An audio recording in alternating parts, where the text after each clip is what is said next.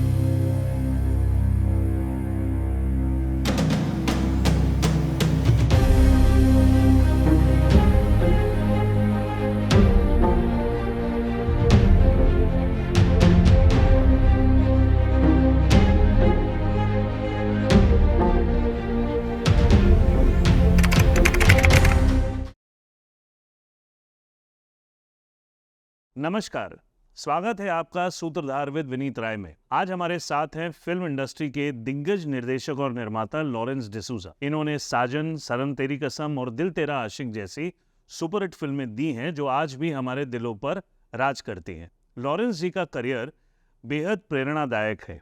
Camera assistant के रूप में शुरुआत करने के बाद इन्होंने डायरेक्शन और सिनेमैटोग्राफी में भी अपना परचम फहराया है। आज हम इनकी अद्भुत यात्रा, अनुभवों और यादगार फिल्मों पर चर्चा करेंगे। तो आइए स्वागत करते हैं लॉरेंस जी का। कैसे हैं सर आप? Thank you for coming in सूत्रधार। आपका बहुत बहुत धन्यवाद, आप आए और हमारी पूरी टीम आपकी तहे दिल से शुक्रगुजार है कि आप यहाँ पे आए अपने एक्सपीरियंस साझा करने के लिए। तो सर शुरुआत, क्योंकि this is a more inspirational kind of show, तो मैं जानना चाहूँगा आपके शुरुआती दिनों के बारे में। आप अपनी शुरुआती बचपन के दिनों से बताइए कि किस तरीके से आपका बचपन रहा और किस तरीके से आप आगे आपकी लाइफ बढ़ी। विनीत जी, मैं बेसिकली मैंगलोर से हूँ और मैंगलोर में अच्छी वाली फैमिली थी हमारी। बहुत बहुत कुछ था। हमारे माँ बाप भी मैंगलोर में, मेरा भाई था। तो हम लोग स्कूल जा रहे थे, तो स्कूल जाने के टाइम में हम लोग को मेरा बड़ा भाई जो थे उसको किसने खाने में पॉइजन दे के मार दिया उसको। अच्छा। हाँ, तो वो मरने के बाद मेरी माँ थोड़ा अपसेट हो गई है। अच्छा। माइंड उनका नहीं चला, तो हम लोग का घर में थोड़ा सा प्रॉब्लम हो गया, हमारा स्कूल बंद हो गया। अच्छा। और डॉक्टर ने बोला माँ को कि तुम केस करो। तो माँ ने बोला केस करने से मेरा बेटा जिंदा नहीं होगा, जी जो करेगा वो भरेगा। जी जी। तो विद इन 2 वीक्स वो दोनों अपने आप कुछ लग गया और पॉइजन हो गया, तो वो दोनों मर गए अपने आप। अच्छा। हाँ, so she was a great believer of God कि वे हाँ जी, भगवान भगवान। ऊपर वाला उनको देगा हाँ जी। सजा। जी उसके बाद क्या हुआ कि हमारा स्कूल जाना बंद हो गया जब मैं 8 साल का था जी और 5th में था। जी। कपितान स्कूल में पढ़ता था मैं वहाँ पे। जी। स्कूल मेरा मैंगलोर में। मैंगलोर में। मैं और मेरा 2 बहन, दोनों तीनों साथ में। जी। फिर क्या हुआ कि अभी माँ बीमार, अपसेट हो गए, घर में कुछ नहीं हो रहा। तो मैंने वहाँ पे 8 साल का था जब काम शुरू किया मैंने। अच्छा। 8 साल का काम मतलब कैसे, ट्रक में ईंट आ रहा है तो वो खाली करना, कुछ पैसे मिल रहे थे। और जब बीड़ी बांधते हैं वहाँ पे मैंगलोर में बीड़ी, जी उसको जी धागा जी बांधने जी। का, तो थोड़ा सा पैसा मिल रहा है। ऐसे अच्छा। ऐसे कुछ काम करके मैं काम करता था वहाँ पे। जी। फिर मैं वहाँ पे कोमल स्वीट्स करके एक दुकान है, जैसे हम ब्रिजवासी कैसे वैसे जी, कोमल जी। स्वीट्स है, काफी फेमस है वहाँ बहुत पे। फेमस है जी। बेंगलोर में। तो कोमल स्वीट्स में मैं एज अ काम शुरू किया वहाँ पे। छोटा था बट वो लोग ने मुझे बहुत अच्छे से मतलब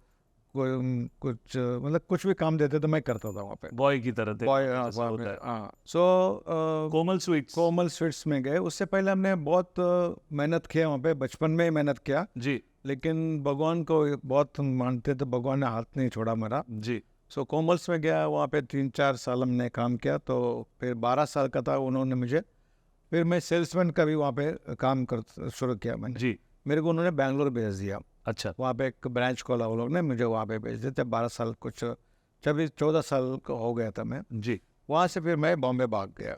मेरा बहन लोग वहाँ पे, 2 बहन, मेरा भाई वगैरह बॉम्बे में थे वो लोग। अच्छा। सो मुझे एक्चुअली बचपन से मैकेनिक बनना था गैरेज में या म्यूजिशियन, अच्छा, मेरा शौक वही था। ये दोनों बड़े अलग अलग चीजें हैं। अलग mechanic अलग अलग है, म्यूजिशियन अलग है। क्योंकि जब कॉमर्स में जब काम करता था तो पैसे बचा के रखता था मैं, अच्छा। और छुट्टी का दिन 3 पिक्चर देखता था Tamil, Back back to back. मैं सुबह से लेकर एक दिन का 3 पिक्चर देखता था, जी। हिंदी, कन्नड़ा, तमिल, ऐसा कुछ भी, मतलब ऐसा तो पिक्चर। आपको ये सारी लैंग्वेजेस भी आती हैं? सब लैंग्वेज, आप कन्नड़ा, तमिल, कन्नड़ा, तमिल, तुलु, सब आता है। मलयालम मलयालम समझता है, तेलुगु भी समझता हूँ। अच्छा। तमिल, कन्नड़ा, तुलु सब बड़ा बोल पाते हैं बोल एकदम पाते हैं, फ्रीक्वेंटली। हाँ। अच्छा। तो देखता था, मुझे कभी सोचा नहीं कि भाई फिल्म लाइन में आना है, कुछ नहीं। जी। म्यूजिशियन भी कैसे, कई ऑर्केस्ट्रा होता था, मैं दूर खड़ा रह के देखता था कैसे बजाते हैं वो लोग। अच्छा। मतलब ये सब शौक। फिर बॉम्बे आने के बाद मैं सिस्टर को बोला मेरे को कोई गैरेज में लगा दो, मैं काम सीखना चाहता हूँ। अच्छा। तो उसने बोला ठीक है, तो भेज दिया।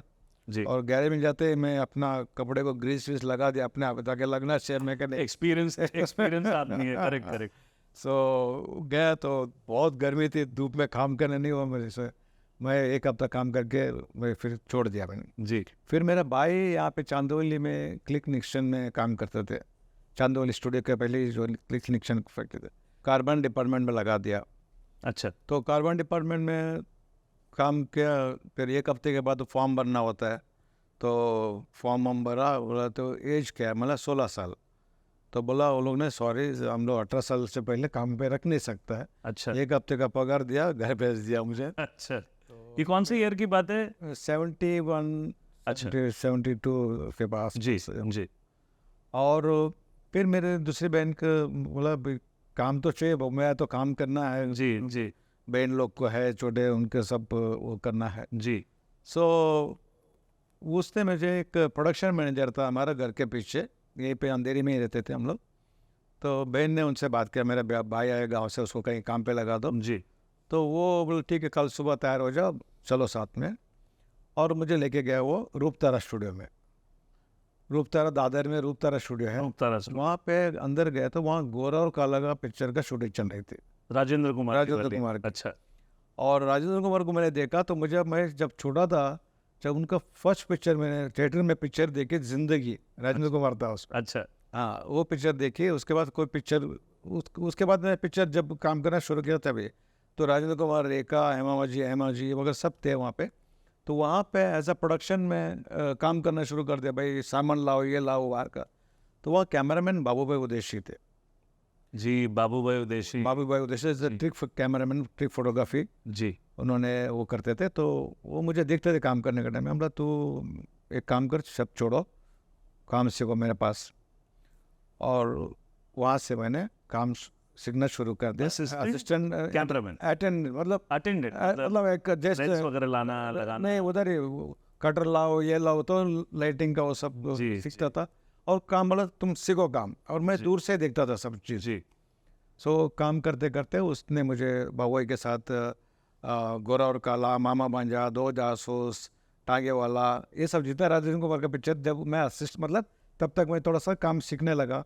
जी। लाइट लेके आया तो बाबू जो भी, और वो डांटते बहुत थे, अच्छा। गालियाँ बहुत देते सबके सामने। तो मैं बोला चलो कोई बात नहीं, वो गालियाँ जो है थे वो मेरे के लिए ब्लेसिंग हो गया वो। जी जी जी। तो वो सीखते सीखते फिर मुझे कैमरा ऑपरेट करना सिखाया उन्होंने। अच्छा। तू ऑपरेट कर। और उस ज़माने में मिचल कैमरा हुआ करते थे, बड़ा कैमरा। जी। तो उसका बहुत हैंडल करना बहुत ये था। और रोल होते थे वो उसके अंदर जैसा आपका पीछे रखा हुआ है मिचल कैमरा, बड़े बड़े cut camera cut cut cut cut cut cut cut बजता था और उसमें रॉ लगता था। रोल लगता था। जी तो वो मैं ऑपरेट पहले मतलब जय गणेश राशि का पिक्चर चल रही थी, वहाँ पे मुझे बोला कि तू ऑपरेट कर, शॉट ले।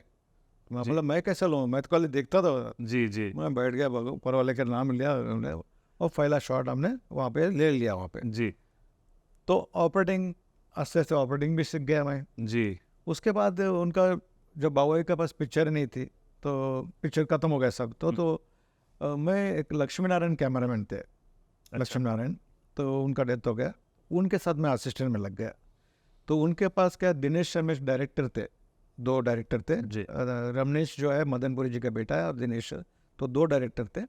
तो उनके पास मैं लक्ष्मी नारायण के साथ असिस्टेंट में काम करता था। तो वहाँ का कभी कभी 2 शूटिंग, उनका 2 डायरेक्टर 2 यूनिट करते थे वो लोग। जी तो लक्ष्मी नारायण एक जगह मुझे भेजते थे, अच्छा बोला तुम कर पाओगे, मैं हाँ कर पाऊंगा, एज अ मेन कैमरामैन। मैं कैमरा में। जी तो सेकंड यूनिट में मुझे भेजना शुरू कर दिया। जी वो करते करते करते फिर मैं 81 में फर्स्ट पिक्चर मेरा तजुर्बा एज अ फर्स्ट cinematographer। हाँ। ओके तो मतलब बहुत सारे पिक्चर किया मैंने। और अच्छा उसका बीच में मैंने मेरे बाबा उद्देश्य मुझे बोला तुम मेरे पास काम नहीं है तो तुम दूसरा जगह किधर काम करो। तो फिर मैं दर्शन जी है ना, सुनील दर्शन और धर्मेश दर्शन। जी, उनके फादर दर्शन जी थे। जी उनका यूनिट था कैमरा आयर भाड़े पे देने का था ना, जी कैमरा लाइट्स वगैरह बिजनेस था।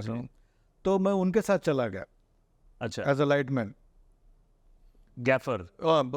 लाइट पगा उड़ा ये करना। तो मुझे 1 महीने का शूटिंग मिला पुणे इंस्टीट्यूट में।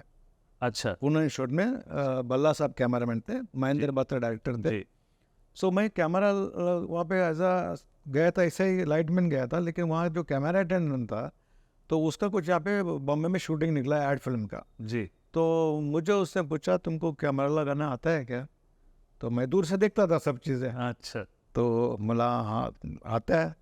तो वो चला गया, 1 महीना कैमरा मेरा हाथ में मिल गया। सो कैमरा जूम लगाना, और आप तो वैसे भी टेक्निकल आदमी थे। हाँ आप तो वैसे भी आपका जो इंजीनियरिंग दिमाग था तो आपको समझ में सब समझ दैट इज द फैक्ट हाँ जी हाँ जी। कि आपको वो उन चीजों में रुचि भी होती है ना और उस समझने की। जमाने में कैमरामैन लोग असिस्टेंट लोग को नजदीक नहीं करते थे। जी किसी जाएगा। कोई सीख जाएगा, जैसा फली साहब, फली मिस्त्री, जयाल मिस्त्री, ये बड़े बड़े कैमरामैन ने वो असिस्टेंट को 10 फीट दूर रखते थे। वो देखा नहीं क्या अपर्चर रख रहा है, क्या कर रहा है, क्या नहीं कर रहा है, सीखने नहीं देते थे वो लोग।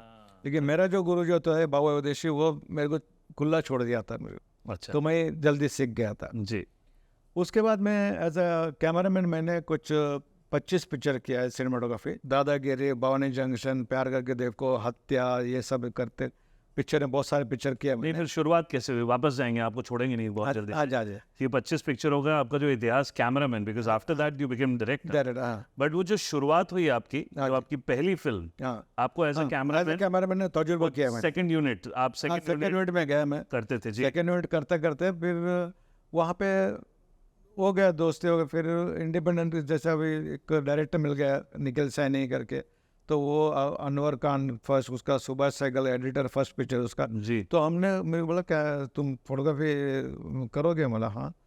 तो तजुर्बा फर्स्ट पिक्चर मेरी 81 में रिलीज़ हो गई। अच्छा तो 81 में रिलीज़ हो गई वो पिक्चर के बाद फिर पिक्चर अभी मिलना तो टाइम लगता है। तो गुजराती पिक्चर, 3 गुजराती पिक्चर की मैंने, अच्छा एक भोजपुरी पिक्चर भोजपुरी भी की। हाँ, उस जमाने में थोड़े से वो तो चलता है वो भोजपुरी और गुजराती भी आर्टिस्टिक पिक्चर होते थे, पिक्चर आज की तरह नहीं है। नहीं।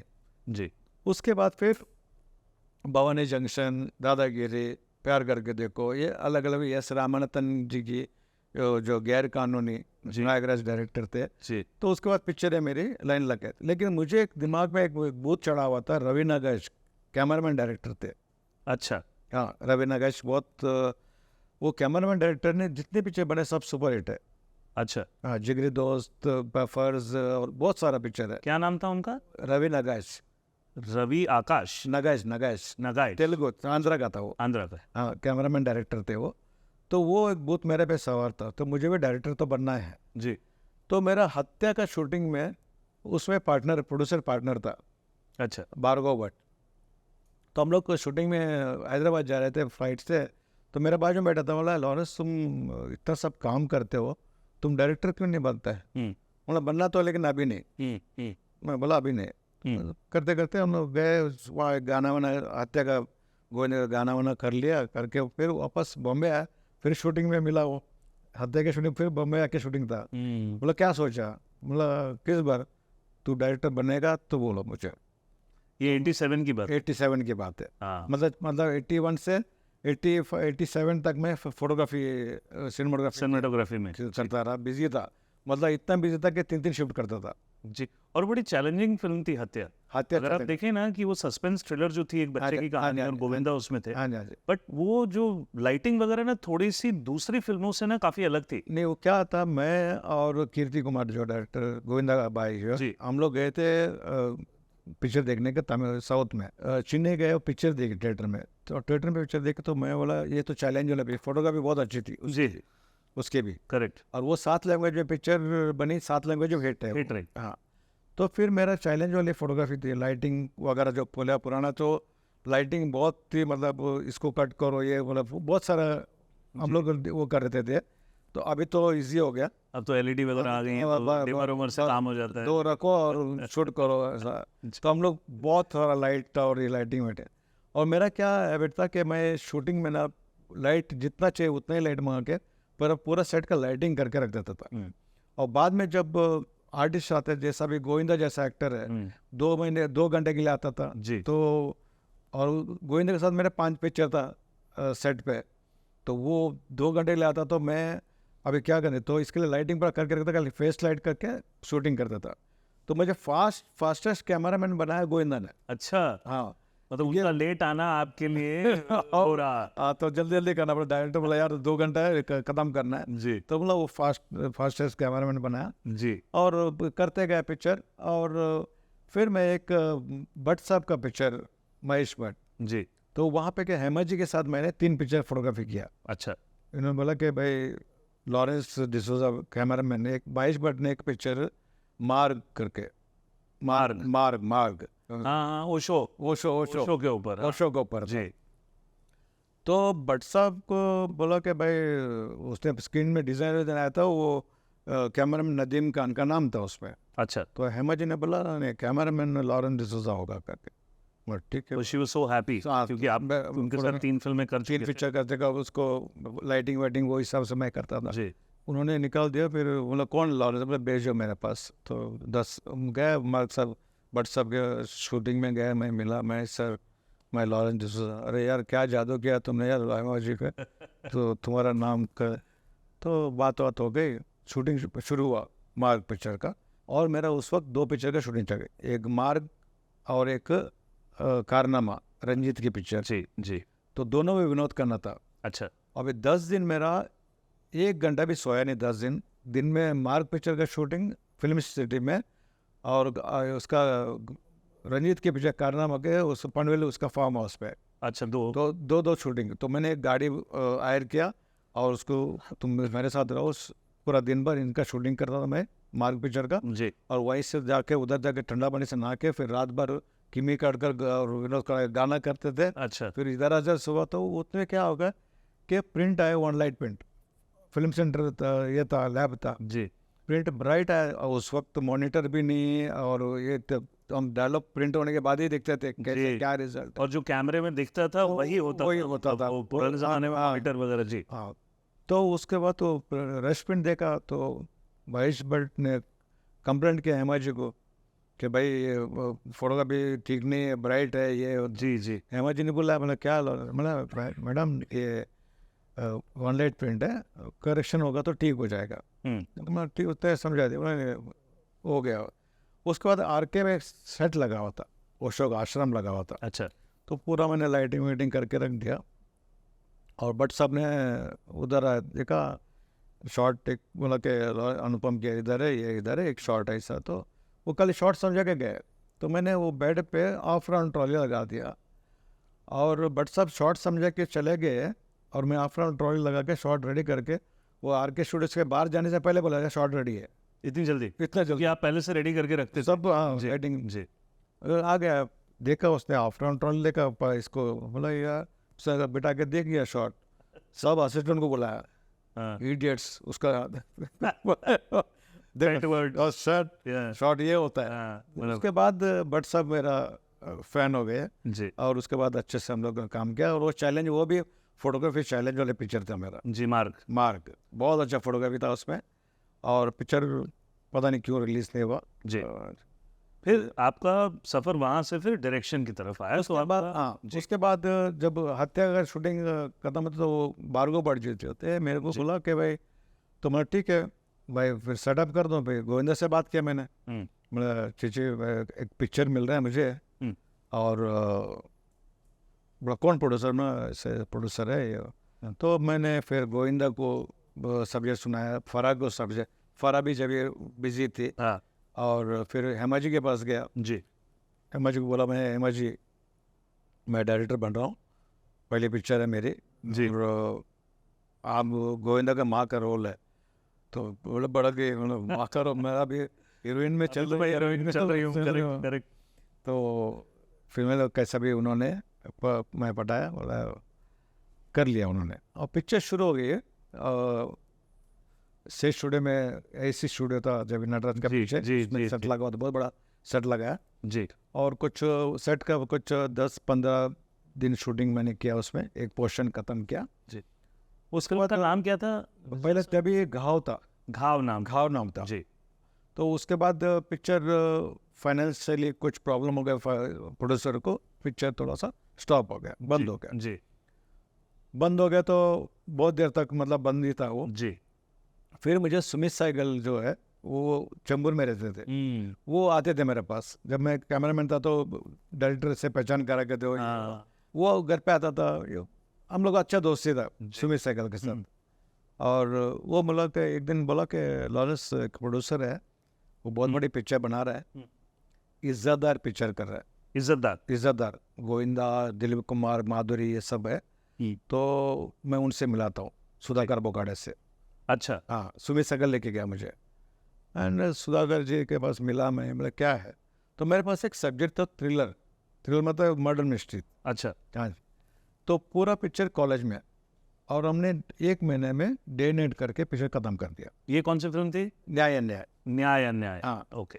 न्याय अन्याय के जैसा खत्म हो गया पिक्चर, जो रिकू जी जो सेक्रेटरी है माधुरी जी का साथ शिल्पा शिरोडकर का, जी तो शिल्पा शिरोडकर हमारे पिक्चर में थी, तो उसने देखा काम फास्ट भी कर रहा है और रिजल्ट भी देखा उसने। भाई 1 महीने के अंदर कॉलेज में फिल्म निकाल दी, फिल्म निकाल दिया पूरा डे नाइट। Day night.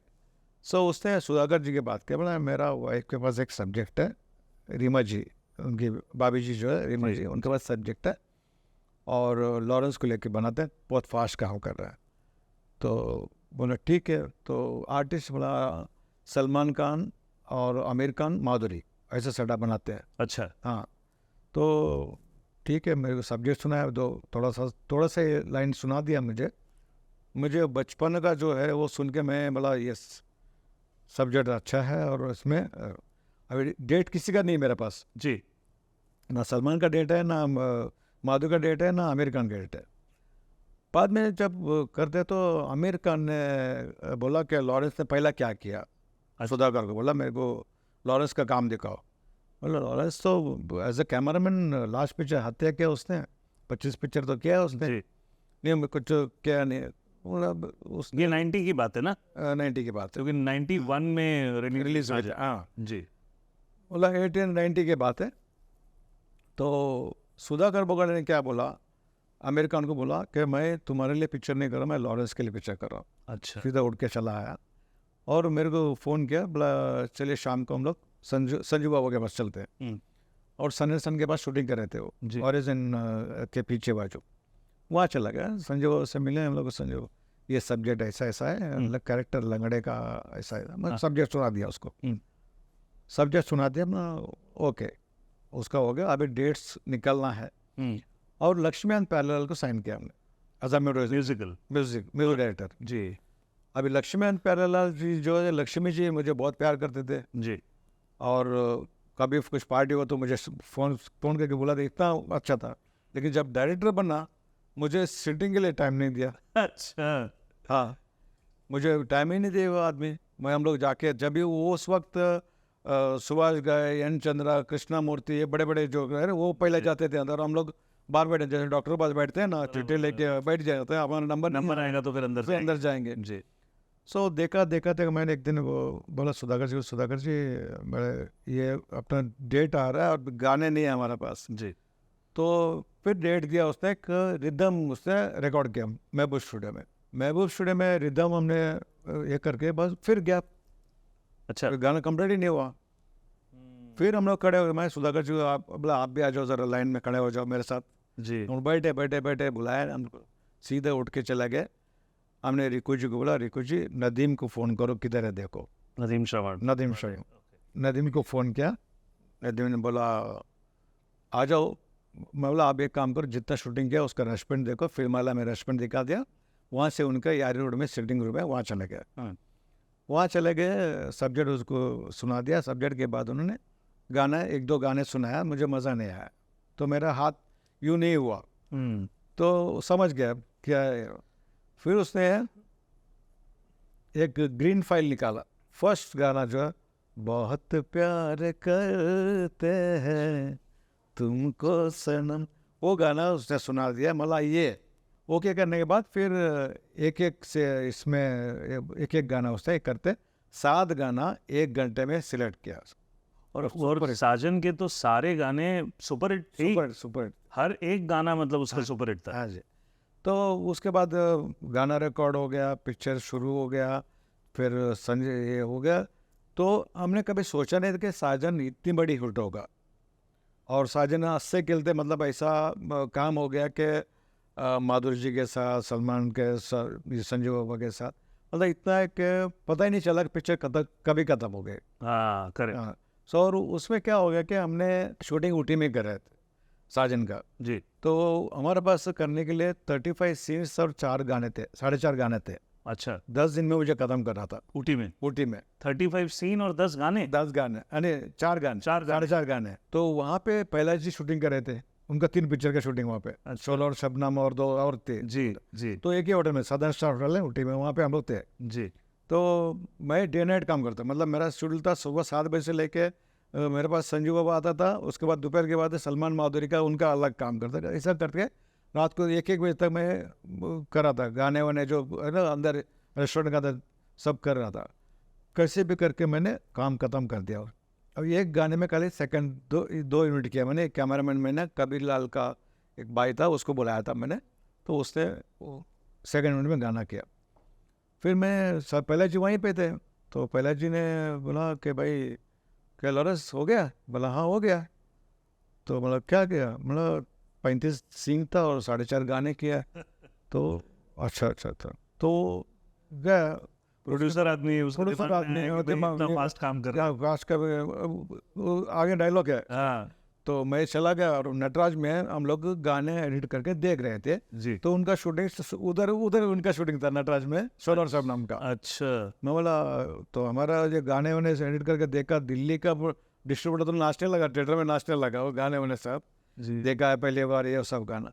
तो पहले जी गाने रेडी हो गए, ज़रा देख लीजिए जी। पहले जो है गाने देखा नटराज में, गाने देखा, बाहर आके मेरे को किस किया, जो पकड़ के किस किया। बोला लॉरेंस, मैंने तो सबको बोला लॉरेंस डब्बे भर के चला गया। सही बात है, सही बात। डब्बे मतलब भर के चला गया। अपने आप में कल्ट फिल्म थी वो। तब हाँ साजन मतलब होता ना कि कुछ इन्फ्लुएंशियल फिल्में होती हैं जो यूथ को इन्फ्लुएंस करती हैं। हाँ जी। तो हम लोगों ने साजन कलर की पैंटें बहुत पहनी हैं डिसूजा साहब, पीले कलर की साजन की पैंट और ग्रीन कलर की शर्ट। लेकिन मुझे वहाँ पे फास्ट काम करने में एक्टरों का हेल्प बहुत, जैसा माधुरी जी हैं तो नंबर 1, मतलब उनको मैं बोला मैडम बाल वाल फर्स्ट क्लास ऐसे रहने दो, खाली कपड़े चेंज करके आ जाओ। जी। तो वो उनके वजह से मेरा काम बहुत फास्ट हो गया। जी। मतलब फटाफट 2 मिनट में कपड़े चेंज करके रेडी। जी, नहीं तो 2-3 दिन 2-3 घंटे आता है वहाँ पे हो जाता है। जी जैसा अभी दिल का क्या कसूर में दिव्या भारती ये लोग सब एक बार मेकअप में घुस गया तो 1 घंटे के बाद ही बाद आते हैं। जी जी माधुरी जी के साथ काम करने में मेरे को, उनके साथ मैंने 3 पिक्चर किया। जी हाँ। जी। तो उसके बाद ये पिक्चर हमने सब कंप्लीट किया। एक गाना रह गया था ये कुमार शानू वाला गाना जो अवार्ड मिला जिसको, जी तो वो गाना एक रह गया। तो बाकी पूरा हमने एडिट करके फर्स्ट कॉपी निकाल के हम लोग ऊटी आए। मेरा दिल तो कितना मेरा पागल है। पागल है। तो वो गाना रह गया था। वो गाने के लिए मैं और संजय बाबा और माधुरी हम लोग गए ऊटी, और ऊटी जाके हम लोग गाना पिक्चराइज कर रहे हैं। वहाँ बारिश आ रही है, जैसा बारिश रुक गई तो फिर गाना शूट कर रहे थे वहाँ पे। यहाँ पे उस दिन रात को बॉम्बे में ट्रायल हुआ पिक्चर का, जो ये विदाउट ये सॉन्ग नहीं था वो। तो रात को हम लोग को ड्रिंक विंक करके 12 बजे ऐसा सोने गया। उतने में तो आधा घंटे में संजू बाबा दरवाज़ा खोल ठोक रहा है मेरा, बोला लॉरी उठ उठ उठ, क्या हुआ, चल दारू पीते हैं। मतलब क्या हुआ, हमारा पिक्चर हिट है। वो ट्रायल उसका बॉबी ट्रायल देखने के बाद वहाँ से फ़ोन आया बॉबी राज का जी। उनको, संजय बाबा को, और पिक्चर हिट है, चलो दारू पीते हैं। मतलब नहीं सो उठने का, चलो सो जा। हम लोग फिर बैठे, तो वहाँ पे हम लोग को थोड़ा बहुत तसल्ली हो गया, पहला पिक्चर का रिपोर्ट अच्छा है ये वो। फिर ये गाना हमने डाल दिया, पिक्चर रिलीज़ हुआ। 31 अगस्त को फिर मेरा पिक्चर रिलीज़ हुआ। बारिश तूफान था, लेकिन हाउसफुल। जब मैं तीनों गेटी गैलेक्सी इसमें फर्स्ट ट्रायल हुआ इंडस्ट्री के लिए, सबके लिए एक ट्रायल हुआ। जब वो रिएक्शन देख के मैं रो रहा था, मैं आंख में से इतना आंसू आया। और हर थिएटर में मैं जाके देखता था कि बाहर मतलब हाउसफुल है, पब्लिक बाहर और है, और बारिश में भीग रहा है लेकिन टिकट नहीं है जी। मतलब ये सब रिएक्शन मेरे को मतलब बहुत अच्छा हुआ। भगवान ने लाज रख ली मेरी। जी जी जी, जी। और उसका बीच में शूटिंग के टाइम में थोड़ा बहुत मस्ती होता था कि कभी कभी संजू बाबू बोलता, लॉरी यार मेरे टांग ठीक कर देना। अच्छा, लंगड़ा था ना वो, जी लंगड़ा था। तो मैं बोला अगर टांग ठीक करेगा तो इमोशनल खत्म हो जाएगा। सही बात है, मेरे प्लस पॉइंट वही था कि एक्शन हीरो को मैंने लंगड़ा बना दिया। सही बात है। स्क्रीन प्ले राइटर कौन थे इनके? ये वो उनका रिकू जी का वाइफ रीमा राकेश ने। सो उन्होंने पूरा कहानी डायलॉग सर। सो कोई स्पेसिफिक रीजन था संजय दत्त को लंगड़ा बनाने का? Story demand. अच्छा, मतलब एक अनाथ आश्रम से उठाया उसको। हाँ, तो हैंडीकैप है, उठा उसको उठा। करेक्ट। उसके बाद साजन रिलीज हो गया, सुपर डुपर हो गया, 75 एक चला पिक्चर, फिर 75 वीक्स 75 फिर चला तभी मतलब प्लेटिनम जुबली मतलब हाँ, मतलब आजकल तो 4 दिन में पिक्चरें खत्म हो जाती हैं। अच्छा, 75 वीक्स चला। हाँ, मतलब कोई तो ऐसा थिएटर था जिसमें लाइन बहुत लंबी लगा करती थी। हाँ, उसमें। उसके बाद मैंने दिल का क्या कसूर रिलीज हो गए, फिर बलमा, सपने साजन के, जी। दिल तेरा आशिक, दिल तेरा दीवाना, अनोखा अंदाज, प्रतीक्षा, माँ, ये जो फिर सनम तेरी कसम जो था पिक्चर, ये उसका पहला टाइटल संबंध था। अच्छा, उसमें सैफ अली खान, पूजा भट्ट और अतुल अग्निहोत्री। अच्छा, वो पिक्चर मेरी कंप्लीट हो गई थी। आफ्टर साजन उसको हम शुरू कर रहे थे, संबंध।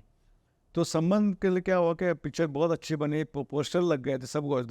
सुधाकर बोगड़े ने कोई डिस्ट्रीब्यूटर के साथ कुछ पंगा हो गया, झगड़ा हो गया। तो वो पिक्चर रिलीज़ नहीं हुआ। तो फिर लटक गई पिक्चर। फिर 10 साल के बाद उसका टाइटल वगैरह चेंज करके फिर रिलीज़ हुआ। तो वो फिर डिस्ट्रीब्यूटर भी होता है ना कि ये कट करो वो कट करो, तो पिक्चर और तब तक तो इंडस्ट्री भी चेंज हो गई ना। चेंज हो गए। धीरे धीरे तो ग्रोथ होती है, इंडस्ट्री चेंज होती रहती है। जी अब पिक्चर पुराना हो जाता है तो फिर वही प्रॉब्लम हो जाता है। जी जी जी। उसके बाद पिक्चर है 23 पिक्चर, लास्ट पिक्चर आरज़ू, अक्षय, माधुरी, सैफ अली खान जी। तो माधुरी के साथ मैंने 3 पिक्चर किए, और सलमान के साथ 2 पिक्चर किए, दिल तेरा आशिक एंड साजन जी। और माधुरी के साथ आरज़ू, दिल तेरा आशिक एंड अक्षय कुमार जैसे आरज़ू। वो उसका बड़ा फेमस एक गाना भी था। उसमें अनु मलिक था म्यूजिक डायरेक्टर। हाँ, उस समय अनु मलिक भी वो बाजीगर के बाद काफी फेमस हो रहे थे। बीच में एक फिल्म और आई थी फौजी। ये फौजी इसका बीच में आई थी वो एक डकैत सब्जेक्ट था। अच्छा, वैसे छोटा पिक्चर बीच आते गए। ये आया अपना प्रतीक्षा भी एक कन्नड़ा पिक्चर का रीमेक था। अच्छा, तो गोविंदा गोल था। तो उसमें भी यही प्रॉब्लम हो गया कि भाई वो जो प्रोड्यूसर ने शुरू किया था पिक्चर, उसके बाद पैसा नहीं था, फिर एस रामानाथन ने टेक ओवर किया पिक्चर को। अच्छा, उसने कंप्लीट किया पिक्चर। वो भी पिक्चर अच्छी बनी थी। सबसे चुनौतीपूर्ण फिल्म जिसमें आपको बनाने में काफी कठिनाई हुई, वो कौन सी फिल्म थी?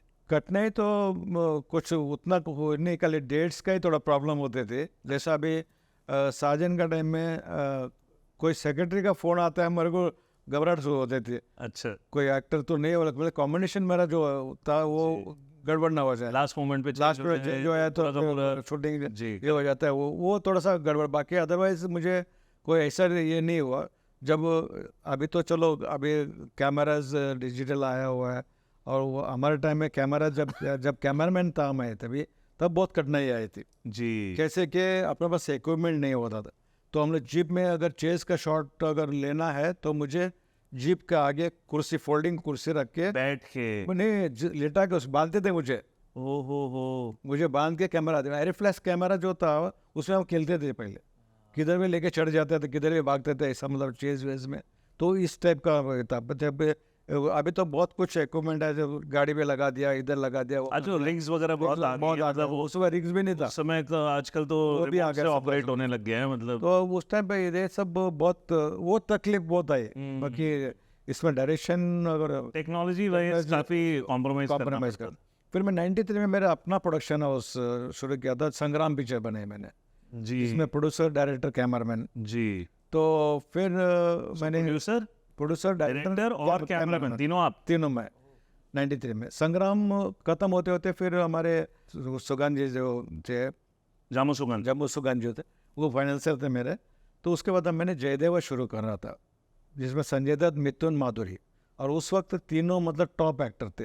तो वो मैंने शुरू किया, फोटो स्टेशन का डिज़ाइन बनाया, 2 गाने रिकॉर्ड किए, सब कुछ हो गया। फिर उसमें मेरा बैड लग गया, और उस वक्त टेबल प्रॉफिट हमको 4.5 करोड़ टेबल प्रॉफिट नज़र आ रहा था। तो मेरा बैड लक समझो, तो संजू बाबा का जो 93 में अरेस्ट हो गया, तो उसको वजह से मैंने पिक्चर बंद करना पड़ा। अच्छा।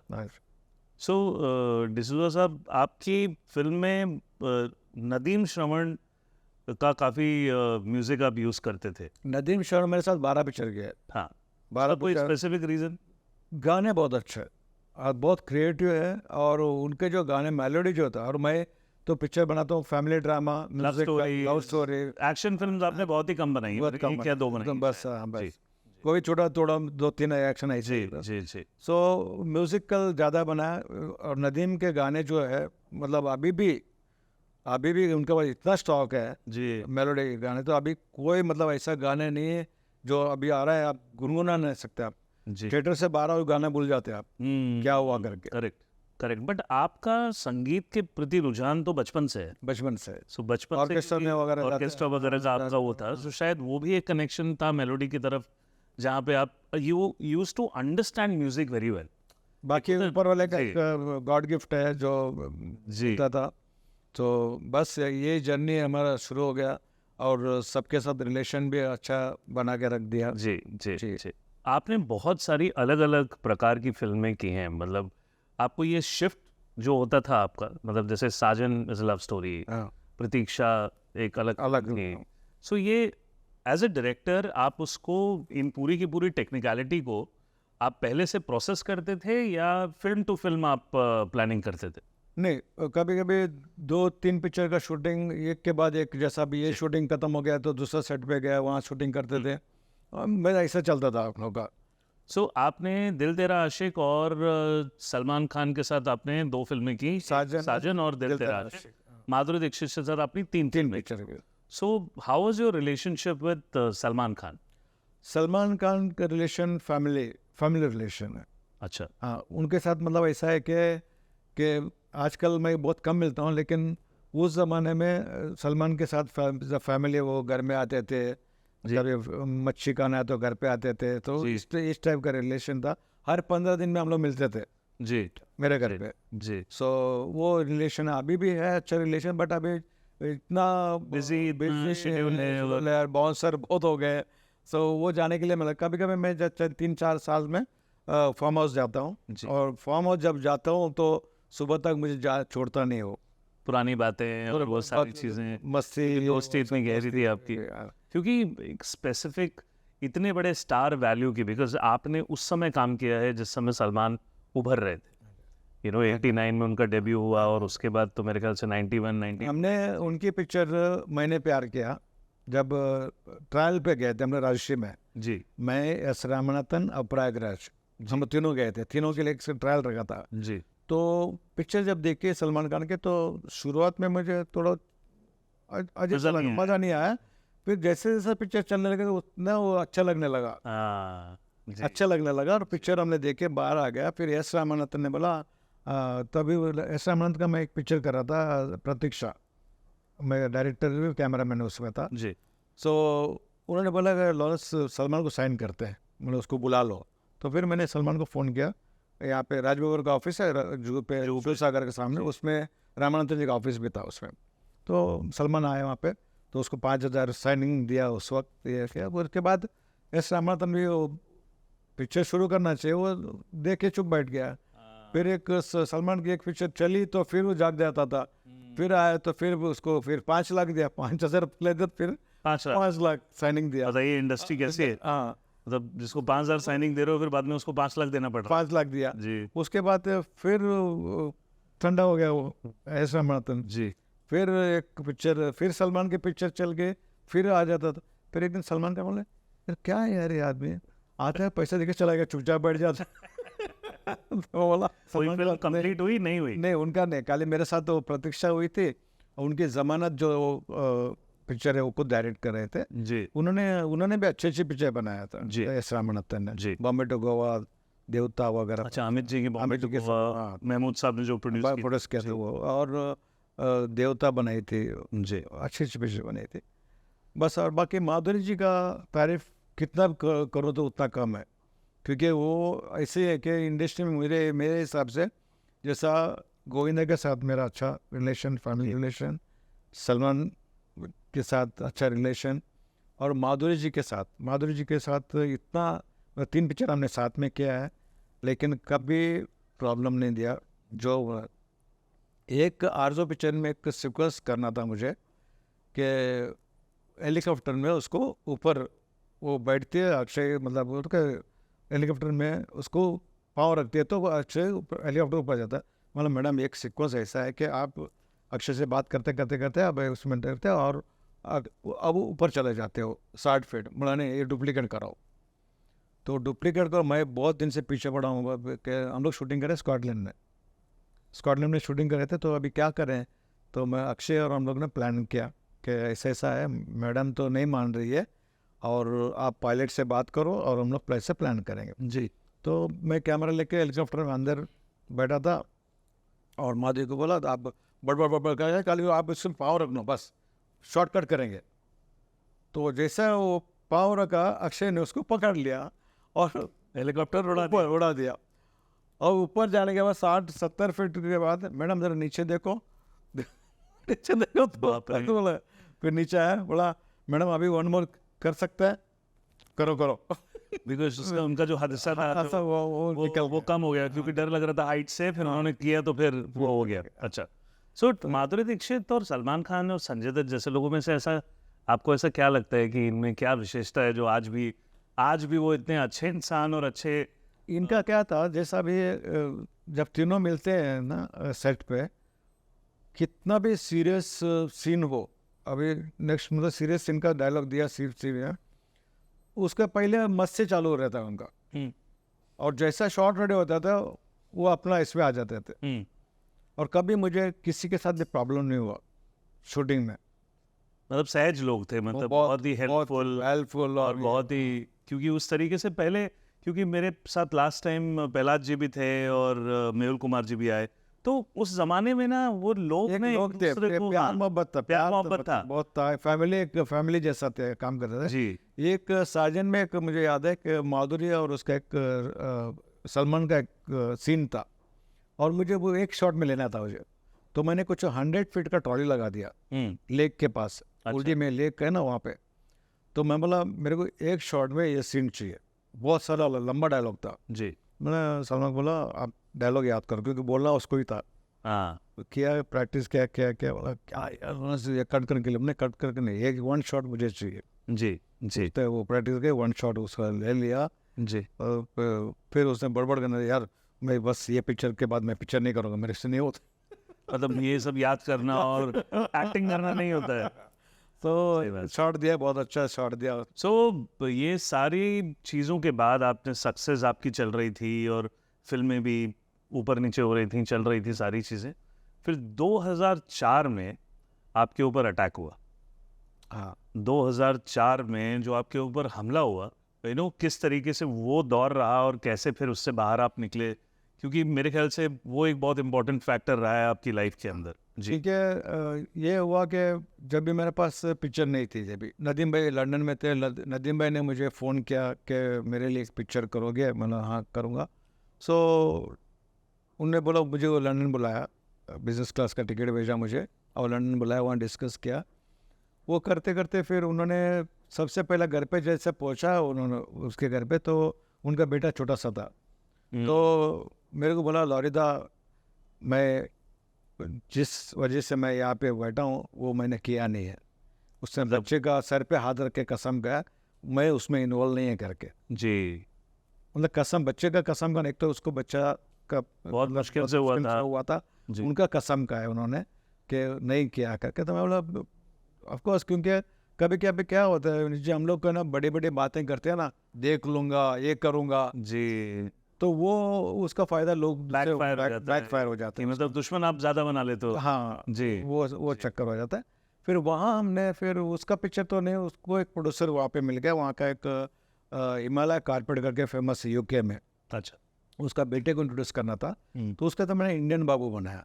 अच्छा इंडियन बाबू मतलब हमने जितना भी पिक्चर बनाया 1.5 करोड़ 2.25 करोड़ का, जो इवन मेरा संग्राम पिक्चर भी मैंने कॉस्टली मतलब 1 करोड़ 80 लाख में बनाया होगा अच्छा। उस टाइम पे उस हमने समय पिक्चर पे, कर। मतलब आज के करीबन 15-20 करोड़ तो हो ही गए। ज़्यादा ही हुआ हाँ, होगा, ज़्यादा ही हुआ होगा। हाँ।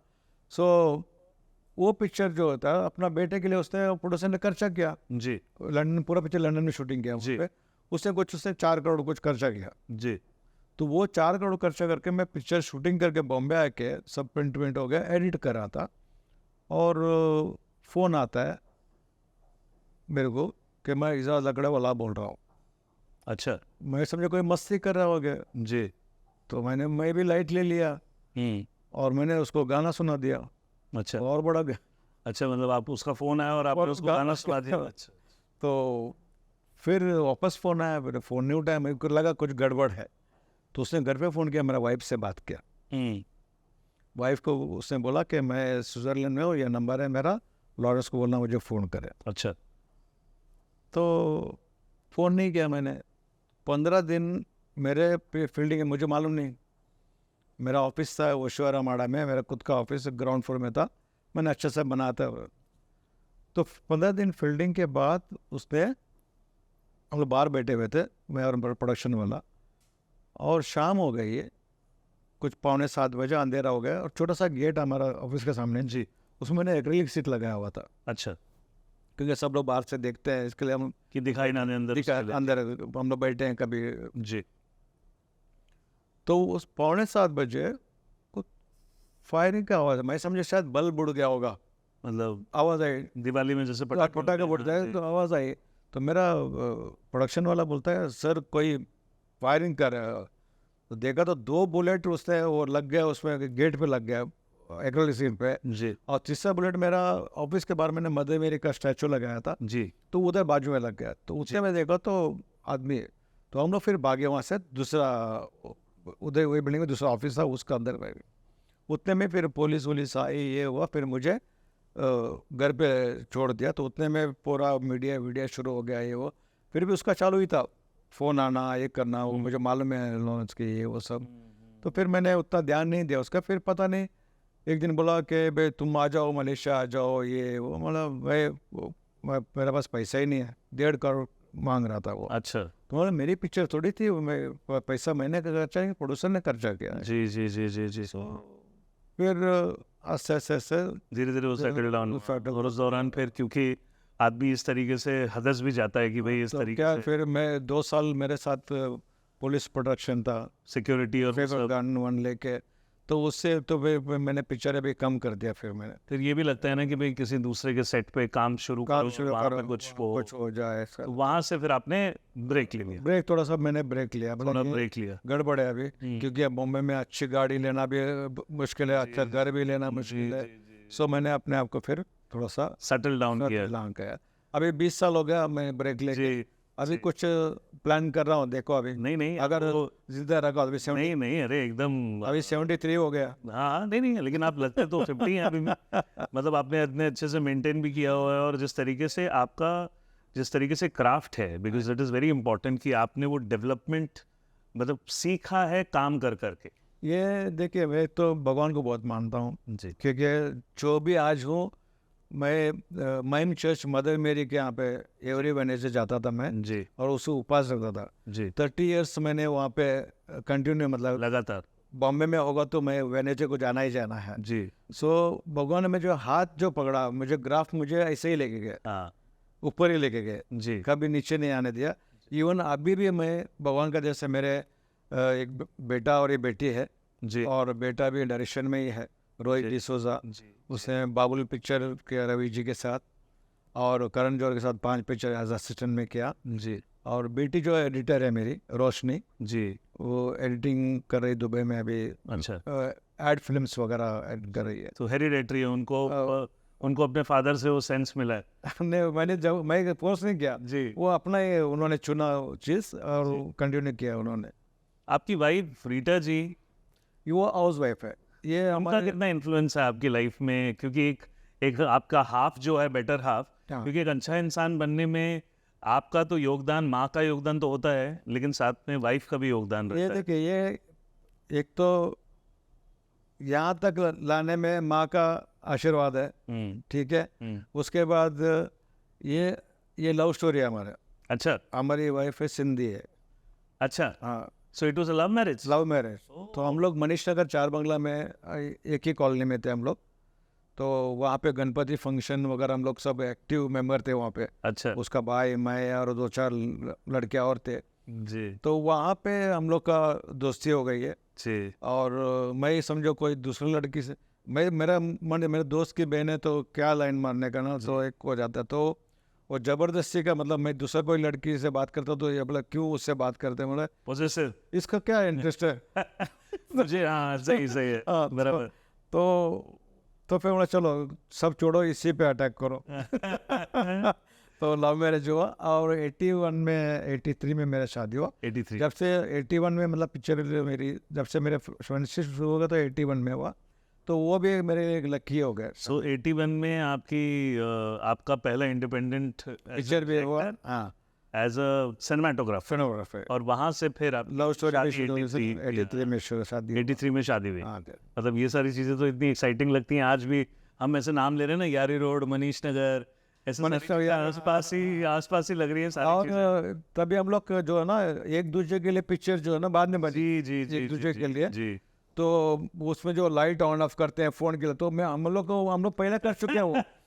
तो हमारा एक उधर बिल्डर का ऑफिस था, वहाँ पे एक फ़ोन था, वहाँ पे एक लाइट था। अगर समझो मैं एक फ़ोन करना है सभी, तो मोबाइल नहीं था, फ़ोन था, जी और उसको माँ बाप से बच के वो करना है। जी। सो मैं फ़ोन करने से पहले लाइट ऑन ऑफ करता था, तो फ़ोन के उठाना फ़ोन। हाँ, ये सब था। फिर हम लोग लव मैरिज, फिर हम लोग कोर्ट मैरिज किया और हम लोग भाग गए। अच्छा, कोर्ट मैरिज करके भाग गए? हाँ, क्या बात कर रहे हो, मतलब आपने पिक्चर लव स्टोरी इसलिए इतनी सारी बनाई है। नहीं नहीं, फिर एक्साइट। भाग गए। तो फिर उसका ब्रदर वगैरह आ गए यहाँ पे। वो दोनों यूएसए में थे, दोनों आगे, बड़े भाई दो, एक तो इधर था, 3 भाई है उसके। और दोनों आके मेरा इंटरव्यू ले, क्या करते हो, ये करता हूँ मैं अभी फ़िलहाल तो जी सिनेमाटोग्राफी कर रहा हूँ, ये कर रहा हूँ कर। बोले तो फिर बोला अपने बहन को छोड़ दो, मैं शादी कराता हूँ ये। मैं ठीक है, छोड़ दिया। तो 2 साल चुपचाप बैठे वो लोग, वो उसके घर पे, मैं अपना घर पे। अरे बाप रे, फिर पता नहीं कुछ मिरेकल हो गया। इस पर शादी तो हो ही रखी थी ना? शादी हो ही रखी थी। शादी तो अच्छा, उसके बाद तो कोर्ट में तो मैरिज हम लोग किया, फेरे वेरे सब हो गया, सब हो जी। गया। उसके बाद फिर वो लोग ने एग्री होने के बाद फिर सैनेसन में कॉकटेल पार्टी हुआ, हॉलीडे में ये हुआ। फिर हमने चर्च में भी अपना मैरिज किया, चर्च का जो पुराने जमाने में गौना होता था, शादी के बाद आपका गौना 2-2.5 साल बाद हुआ। Now let's talk about, because since 20 साल में, देखिए सच्चाई ये है कि you been a very very successful cinematographer, then उसके बाद ग्रेट डायरेक्टर, और सिनेमा के सेंस जिस तरीके से आपकी है बहुत ही कम लोगों की रही है। खास करके अभी ये पूरे डायनामिक्स चेंज हो गए हैं सिनेमा के, और पिछले 15-20 साल से तो आप देख भी रहे होंगे, because you know you are out of the industry but you are still in the industry. So आपने वॉच तो किया होगा। सो बॉलीवुड में जो नए डायरेक्टर्स हैं उनके बारे में आपका क्या कहना है और उनको क्या सलाह है आपकी? हालांकि आपका बेटा भी है, जो भी कर रहा है, लेकिन मैं इन जनरल बात कर रहा हूँ बॉलीवुड के बारे में, हिंदी फिल्म इंडस्ट्री के बारे में। देखिए यहाँ पे इंडस्ट्री के अंदर मैंने जो देखा है, अच्छा सब्जेक्ट, अच्छा म्यूजिक, वो पिक्चर भले किसी को भी लेके बनाओ, जी जरूरी नहीं है कि बड़े स्टार चाहिए, जी अच्छी पिक्चर चलती है। जी कभी म्यूजिक अगर हिट हो जाता है तो फिर आपका पिक्चर 50% पिक्चर आपका हिट हो गया। जी। बाकी सब्जेक्ट, गलतियां मैंने भी किया, हाँ नहीं हो सब्जेक्ट सब। सब्जेक्ट गलत सब्जेक्ट, तो क्योंकि नए के साथ काम करके, लेकिन मैंने गलतियां करने के बाद भी मैं गलती मानता हूँ मैं, जी लेकिन वो गलती बाकी अभी जो आने वाले जनरेशन जो है जी वो नहीं करना चाहिए। हमारा बॉलीवुड में कोई ऐसा कोई बड़ी पिक्चर नहीं आई अभी तक, सक्सेसफुल पिक्चर नहीं आई, सही बात है। क्योंकि जो तेलुगु, बाहुबली है, आरआरआर, मलयालम फिल्म्स, और आजकल मैं मलयालम पिक्चर ही देख रहा हूँ कि मलयालम पिक्चर में जो थॉट्स है उनका है, नया थॉट्स होते हैं। जी। तो मैं डेली में मलयालम पिक्चर, पुराने मलयालम पिक्चर है वो सब देखते रहता हूँ। जी, और ममूटी वगैरह, मोटे वगैरह ये लोग कितनी बेहतरीन फिल्में करते हैं, अंडर करंट करते हैं फिल्में, हाँ, लेकिन हाँ, बेहतरीन फिल्में। वो अजय देवगन की जो रीमेक है, हाँ वही दृश्यम, दृश्यम, हाँ। मतलब देखिए हाँ। कोई फाइट नहीं, कोई सीक्वेंस नहीं, कुछ नहीं, बट सटल तरीके से दे मेक फिल्म्स। इससे मुझे एक और चीज़, आप मतलब मेरे सोर्सेज बड़े तगड़े हैं। आपको एक बार सलमान खान ने काफ़ी क्लास भी लगाई थी आपकी हैदराबाद में। हाँ, तो वो क्लास ये लगाई थी कि मैंने हेल्प करने के चक्कर में प्रोड्यूसरों को या किसका, क्योंकि कोई बेचारा बोलता है लॉरेंस मेरी पिक्चर करो, देखो मेरे को घर तक लेके, देखो मेरा किचन देखो ऐसा है वैसा, तो थोड़ा गरीबी थी। हाँ जी। इमोशन है एक्चुअली, मतलब गरीब थे वो लोग।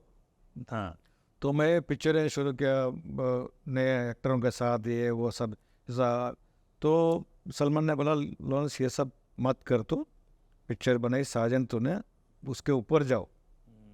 तो मैं थोड़ा इमोशनल आदमी हूँ, किसी को हेल्प करने के चक्कर में जी पैसे भी पैसे मैंने नहीं कमाए इंडस्ट्री में, जी। ज़्यादा करके थैंक यू में काम किया। हाँ नहीं, वो भी एक एक ब्लेसिंग है, ब्लेसिंग है, लेकिन फिर भी पैसा तो पैसा ही होता है ना। पैसा, लेकिन उस वक्त पैसा नहीं था हाँ हमारे टाइम पे। तो उस वक्त मतलब साजन में भी 8-10 लाख मिला है बस ओ उस टाइम पे।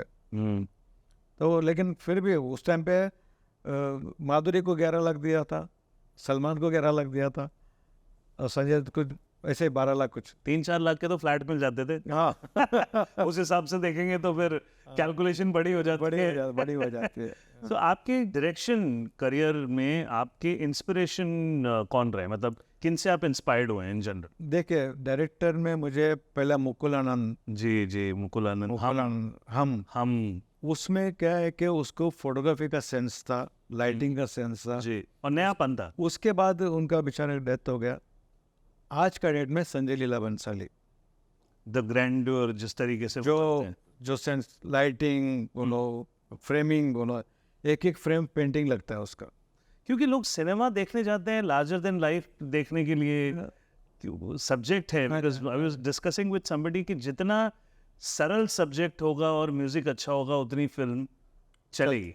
आप जितना कॉम्प्लिकेटेड बनाएंगे उसको, उसकी ऑडियंस है ना समझ नहीं पाती है, मतलब वो आज देख, आज बॉलीवुड में अभी पिक्चर कहाँ चल रही है, जी छोटी छोटी पिक्चर चल गई। सही बात है। जैसे संजय मिश्रा और वो एक पिक्चर आए थे, वेद समथिंग, वो पिक्चर देखी मैंने, एक ही घर के अंदर पिक्चर बनाई है और इतना अच्छी पिक्चर। नहीं, आप पंचायत जैसी पंचायत आप देखो। देखे, ऐसा नहीं है ऑडियंस नहीं है ये, तो आप जितना सरल लाभ बनाएंगे ना, people should relate with your subject. बराबर, मतलब अब दिलवाले दुल्हनिया ले जाएंगे, पलट लोगों के सबके मन में तो रहता ही है ना। रहता भाई। किसी भी आप लड़की को देखते हो तो ऐसा होता है पलट। हाँ वो उसने यशराज जिस मामले में यश जी देखिए, मैं राज कपूर साहब थे, लव स्टोरी और ऐसा इसमें जी राज कपूर साहब के साथ बाद में हो गया Yash ji correct, love story musical, ये क्लासिकल सब पूरा जी यश जी थे। यश जी तो उनका ही पिक्चर वगैरह सब देखता था मैं। फिर बाद में जो कुछ डायरेक्टर्स हैं जो उनका पिक्चर देखने को अच्छा लगता है। जी। सो नई जनरेशन के लिए, चूंकि आपका बेटा भी डायरेक्शन में है, नई जनरेशन के लिए ईमानदारी से काम करो, अच्छा सब्जेक्ट, अच्छा म्यूजिक, ये नहीं कि ओवर कॉन्फिडेंस मैं करता हूँ वो सही है, जी करेक्ट, वो नहीं। जैसा मैं बैठा हूँ, मेरा कॉलर टेढ़ा है तो आप बताएंगे मेरा कॉलर टेढ़ा है, मैं तो देख नहीं सकता हूँ। सही बात है। तो तुम मानो हाँ कॉलर टेढ़ा है तो देखो हाँ भाई कॉलर टेढ़ा है। कॉलर टेढ़ा है, इसको हाँ, ठीक कर लीजिए। ठीक करेक्ट कर है, लीजिए। करेक्ट है। मतलब वो नए बच्चों में वो एक, I mean to be very honest, मतलब आपके उस पर विचार जानना चाहूँगा, बिकॉज आजकल है ना film making is more about business. सबको ये लगता है कि कहानी कहीं से उठानी है। आजकल तो आप देखिए, नो ऑफेंस, उसके ऊपर कोई वो नहीं है, लेकिन जैसे फॉरेस्ट गंप पे कितनी बेहतरीन फिल्म रही है, बट फ्रेम टू फ्रेम लाल सिंह चड्ढा बनी। हाँ सो क्या हो गया है कि जनरेशनल जो चीज़ें थी ना, ओरिजिनल जो वो चीज़ नहीं है। वो मामला थोड़ा सा मुझे ऐसा लगता है गड़बड़ है। This is my thought. मतलब मुझे ऐसा लगता है कि आने वाले बच्चे और टैलेंटेड होंगे। कोई ऐसी फिल्म इस पूरे साजन को छोड़कर कि जहाँ पे आपको विशेषतः सेटिस्फैक्शन मिला एज अ फिल्म मेकर, कि भाई मेरे को ना अप्रिसिएशन तो मिला ठीक है, लेकिन भले ही चली हो नहीं चली हो, लेकिन सेटिस्फैक्शन मुझे मिला इस फिल्म को बनाकर। दिल का क्या कसूर, अच्छा इमोशन। अच्छा दिव्या भारती जी वो नया लड़का था, जी नई लड़के तो और एक लड़के थे। जी। बहुत अच्छी पिक्चर आपने मैंने तो देखी है, देखिए। और मैंने तो बताया कि आप हमारे हीरो हुआ करते थे, क्योंकि हम लोग तो दिल्ली में थे और मैं तो दिल्ली में जब साजन आई तो I was in 10th standard. और क्या होता है, सबसे ज़्यादा छाप है ना इंसान को फिल्मों की पड़ती है जब वो समझना शुरू होता है। तो लव स्टोरीज और ये सब हम जो समझना है, सो मेरे हिसाब से वो जो 90s का दौर था, उसमें जो आपने फिल्में बनाई हैं उसका बहुत इन्फ्लुएंस रहा है। जैसे आप हो गए, राजकुमार संतोषी जी हो गए, 4-5 डायरेक्टर जो थे, आप हो गए, राजकुमार संतोषी जी हो गए, मेहुल कुमार जी हो गए, आप देखिए मुकुल आनंद, ये कुछ ऐसे 4-5 फिल्म मेकर्स थे जिन्होंने अपनी छाप छोड़ी इस इंडस्ट्री में। और उसके बाद है ना बहुत डार्क आवर आया इंडस्ट्री का। मुझे ऐसा लगा वो रीमेक, साउथ रीमेक तो ये क्या है कि एक दौर जो है ना, जी, एक मतलब बेड़ चाल बोलते हैं इसको। हाँ, एक पिक्चर अगर ये चली तो उसी का पीछे पड़े रहेंगे। उसी के पीछे पड़ेंगे। करेक्ट। जब वो पिक्चर फ्लॉप हो जाता है फिर छोड़ के दूसरे चलेंगे। जी। कोई ऐसा इंसिडेंट आपके दिल के करीब, आपकी इतनी हिट फिल्में हुई, जैसा आपने बताया थिएटर गए, यहाँ गए साजन के दौरान, हाँ सो कोई ऐसा इंसिडेंट जो आपके आज भी आपको याद है, किसी फैन की कोई ऐसी प्रतिक्रिया या कभी ऐसा कोई कॉम्प्लीमेंट आपको इंडस्ट्री में किसी बड़े आदमी का, कुछ ऐसा आपको शेयर करना चाहेंगे, कुछ ऐसा? एक दिन मैं राज ठाकरे जी का ऑफिस में गया था, अच्छा उन्होंने बुलाया था कुछ, तो शालिनी ताई जी जो भाभी है राज ठाकरे जी का, जी तो शालिनी ताई को मैं पहली बार मिला। जी। तो शालिनी ताई इतना अच्छे से मिली कि सर आपके पिक्चर देख के हम बड़े हो गए। सेम शालिनी ताई से, मतलब सेम हाँ? हाँ, हम लोग आपकी पिक्चरें देख के बड़े हुए हैं, तो मतलब उन्होंने बोला कि आपके पिक्चर देख के Correct. बड़े हो गए हम। सो आने वाले टाइम में किस तरीके की फिल्म आप लेने वाले हैं, और किस तरीके की फिल्म आप, are you looking out for only love stories, या आप कुछ एक्सपेरिमेंटल और सिनेमा करने के प्लान में हैं? मेरा प्लान ये है कि जैसा प्रोडक्शन हाउस खोल के जी। बाहर के डायरेक्टर को चांस देना चाहता सो आप basically you want to become producer producer now, क्योंकि अभी पहले सिनेमाटोग्राफर, हाँ, फिर डायरेक्टर, हाँ, और फिर 20 साल बाद नहीं प्रोड्यूसर भी कर चुका हूँ 93 में, जी संग्राम बनाइए। जी अभी वो गैप के बाद अभी फिर से करके अगर जी रहा तो जी। नहीं रहेंगे, अरे सर कहाँ पे, अभी तो आपको बहुत कुछ देना है इंडस्ट्री को। नए टैलेंट बहुत है आजकल, बच्चे लोग हर डिपार्टमेंट में बहुत सबको लगता है, सब टैलेंट बहुत है। बट देखिए क्या होता है कि पहले जैसे आप ही का किस्सा ले लीजिए, कि जिस तरीके से आपने शुरुआत की, जिस तरीके से आपने असिस्टेंट बने, जिस तरीके से आपने कैमरा सीखा, जिस तरीके से आप डायरेक्टर बने, यू हैव अर्नड, मेहनत नहीं, आपने वो अर्न किया एक्शन बोलने का। आज की डेट में आज के रेडीमेड चाहिए, रेडीमेड चाहिए, क्योंकि अभी घर पे भी खाना कम बनाते हैं ना, वो डाल फास्ट फूड बाहर का जाता है, आ जाते हैं बाहर तो बाहर ज़्यादा है। इसके लिए वो पिक्चर है जो आजकल जो बन रहा है, बोलना नहीं चाहिए।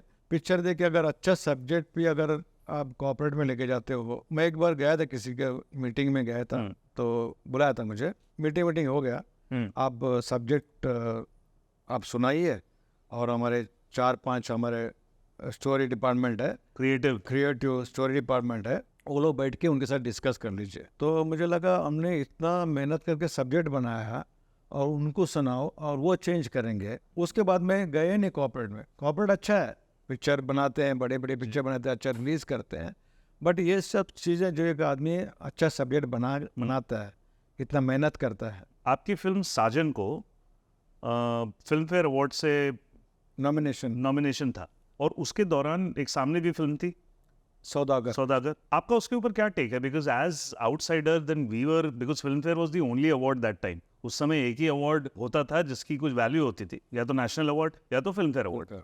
साजन के लिए आपको क्या लगा कि आपको और उसमें अवार्ड्स मिलने चाहिए थे? साजन के टाइम में हम लोग सोचा कि 4-5 अवार्ड तो मिले गए हमको, अच्छा, क्योंकि मैं नॉमिनेशन में था, संजय दत्त था, सब। अंदर जाके देखा तो रस्ते मतलब बीच में कोई पूछा भाई मीडिया वाले के, सर आपका अवार्ड नॉमिनेशन में आपको क्या अवार्ड मिलेगा? जी, मैं उसको बोला कि अंदर जाके मालूम पड़ेगा।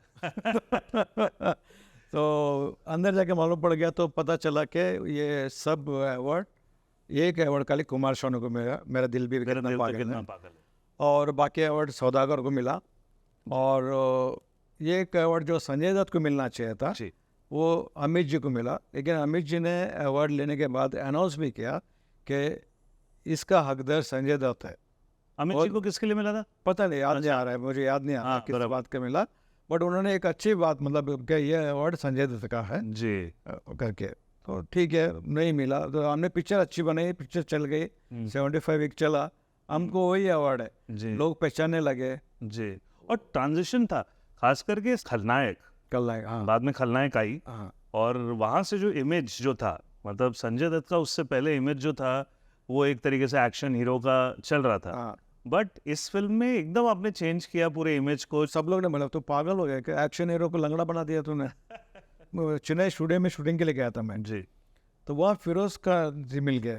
जी, फिरोज खान का कुछ उनका वो चल रहा था, कुछ यालगर का कुछ डबिंग या कुछ चल रहा था वहाँ। जी, तो वो फिरोज जी मिले मुझे, अरे लॉरेंस कैसे हो, कैसा हो यार, तुमने साजन कैसा तुमने सब्जेक्ट ओके कर दिया, मेरे को करोड़ रुपए देता तो मैं नहीं बनाता था।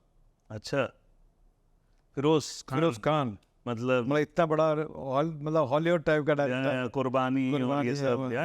उन्होंने इतना बोला कि तुमने बनाया कैसे उस पिक्चर को, जी, बहुत मतलब वो तारीफ किया उसने। बात नहीं, वही बात है ना, हम लोग को क्या है, अवार्ड हमारे लिए वही है। आज मैं जब बाहर भी जाता हूँ, फॉरेन कंट्री में भी जाता हूँ, तो लोग पहचानते हैं, बोला साजन वाले, लॉरेंस डिसूजा बोला साजन वाले, इतना बहुत बड़ी बात है। एवरीबडी नोज यू एज साजन वाले। और आपको भी लगता है कि अवार्ड खरीदे जाते हैं? अवार्ड तो खरीदे जाते हैं ना। स्ट्रेट फॉरवर्ड खरीदे जाते हैं। जी। चलिए, रिवॉर्ड खरीदे नहीं जाते हैं, आपको रिवॉर्ड मिले। रिवॉर्ड मिला है, हमको नाम चाहिए, ब्लेसिंग चाहिए, जी, वही हमारे लिए बहुत बड़ी बात है। जी। शाहरुख खान ने एक बार बात बोली थी कि जो पैसे कमा लेते हैं ना, वो ऐसे ही बोलते हैं कि हम पैसे कि भाई नहीं वो मतलब आदमी को पैसे के पीछे नहीं भागना चाहिए, बट भागना चाहिए सर, बिकॉज इम्पोर्टेंट है, नहीं, बिकॉज अपने आगे आने वाली पीढ़ी को नहीं आपको पैसा चाहिए, लेकिन वो नहीं कि भाई कि किसी के सर पे गलत- चढ़कर पैसा गलत काम गलत करके काम पैसा। से, गलत काम करके मेहनत का पैसा मिले बस। लेकिन हमारे टाइम में पैसे नहीं थे। हाँ, नहीं, और industry was going through a very bad patch. Individual, आपको क्या लगता है, इसी बात से जो बात निकली है कि कितना नुकसान हुआ है इंडस्ट्री को सिंगल स्क्रीन बंद होने से? देखिए, सिंगल स्क्रीन में मुझे याद है हत्या पिक्चर, पिंकी जैसे थिएटर अंधेरी ईस्ट, अंधेरी ईस्ट में हम लोग जाके देखते थे। मतलब एक थिएटर में हत्या पिक्चर 25 हफ्ते से ज़्यादा चली, अच्छा, हाउसफुल। हाउसफुल, सेम साजन 75 हफ्ते। अब हाँ 75 वीक, और बाहर टॉकीज में मैं जाता था, बारिश तूफान बारिश आ रहे, हाउसफुल यार, थिएटर के अंदर, थिएटर के बाहर पब्लिक उतना ही थिएटर के अंदर है। मतलब सिंगल स्क्रीन का मतलब ये एक चाम था। जैसा चंदन थिएटर, बड़ा थिएटर, अगर एक हाउसफुल भी गया तो कलेक्शन कितना हो गया, बताइए। और पहले सर्किट चलते थे ना, हाँ पहले बॉम्बे में वो पे, हाँ, सर्किट वो चलते थे। रील्स होते हाँ। तू वाले उधर खत्म हो गए, ये लेके जाओ, ये मतलब साइकिल में लेके साइकिल जाता में था। लेके जाते थे लोग, बताइए। मतलब वो जमाना था, और उस दौरान से आज जहाँ पे हम पहुंचे हैं, जमाना चेंज हुआ, पैसा आ गया, बट कंटेंट जो है वो खत्म हो गया। वो खत्म हो गया। सो दो बहुत इंपॉर्टेंट क्वेश्चन है, as a director screenplay कितना महत्वपूर्ण होता है एक फिल्म बनने के लिए? कहानी और स्क्रीन प्ले, बिकॉज जो कि आज की डेट में सभी मिसिंग है, बट आपके हिसाब से? पहले तो हम स्टोरी सुनने में अच्छा लगा, बोला हाँ अच्छा लगा। जी, उसके बाद स्क्रीन प्ले कैसा बनता है, जी, मतलब पब्लिक को एक बार बैठेगा तो यूं ही बैठना चाहिए, आजू बाजू नहीं देखना चाहिए, करेक्ट, वो है पकड़। जी, जी, आज जो कुछ आज वेब सीरीज बनते हैं, कुछ वेब सीरीज ऐसे है कि वो उठने को दिल नहीं करता है, खत्म करके उठो। सही बात है। तो स्क्रीन प्ले बहुत ज़रूरी है। तो स्टोरी तो ठीक है, स्टोरी हमने वो वन लाइन सुन लिया, लेकिन स्क्रीन पे में बहुत बहुत इम्पोर्टेंट बहुत डायलॉग्स तो डायलॉग्स तो बहुत पहले होते थे कादर साहब, पहले होते थे सलीम साहब, हाँ। इस तरीके के लोग होते थे तो डायलॉग्स बनते थे, मतलब और पहले राइटरों का बैनर लगता था, सलीम जावेद साहब के लोगों का कृत। बैनर लगता था बड़े सलीम जावेद, कृत, जंजीर और दीवार और शोले, इस तरीके से जी। और इसमें बहुत इम्पोर्टेंट चीज़ें आज सुनने को मिली आपसे, और बहुत ही अच्छा इंटरव्यू रहा। एंड आने वाले जनरेशन अगर आपके सिर्फ ये देख लें कि किस तरीके से आपकी फिल्मोग्राफी हुई, किस तरीके से आपने काम किया, सिर्फ वहाँ से अगर सीखने को मिले तो अच्छा काम कर सकते हैं। देखिए, मेहनत करो जी ईमानदारी से, जी किसका होता है ना आजकल पता काटो और घुस जाओ, वो नहीं, आराम से जैसा भगवान लेके जाता है हाथ पकड़े वैसे निकल जाओ, हाथ पकड़ के। तो हम लोग फ्रॉड करे कि ये करके ईमानदारी से काम करो तो आदमी सक्सेस मिल ही जाता है। जी। So thank you very much sir, आप यहाँ आए, आपसे इतनी सारी बातें सीखने को मिली और आपने अपना एक्सपीरियंस साझा किया। Wish you all the very best. और मैं तो ये बोलूँगा सर, आजकल रीमेक का ज़माना है, और साजन जैसी कल्ट फिल्म का अगर रीमेक बना तो आप किसी को सोचते हैं आज की डेट में कोई एक्टर और एक्ट्रेसेस उसको रेप्लिकेट कर सकते हैं? मेरे पास अभी 4 म्यूजिकल सब्जेक्ट और है। अच्छा। हाँ, राइटर भी हिट राइटर है, आपने राजीव कौल, प्रफुल्ल पारेख, जी जी जो जी दिल जी बेटा, जी इश्क वगैरह लिखा था उन्होंने। जी। अभी दुल्हे राजा, वेलकम वगैरह उन्होंने लिखा। अच्छा उनके पास चारों सब्जेक्ट उनके पास ही है मेरा। अच्छा बहुत अच्छा, मतलब तो अगेन साजन से भी बढ़कर सब्जेक्ट्स है वो। अच्छा और चारों मैंने होल्ड करके रखा है उनको, जी।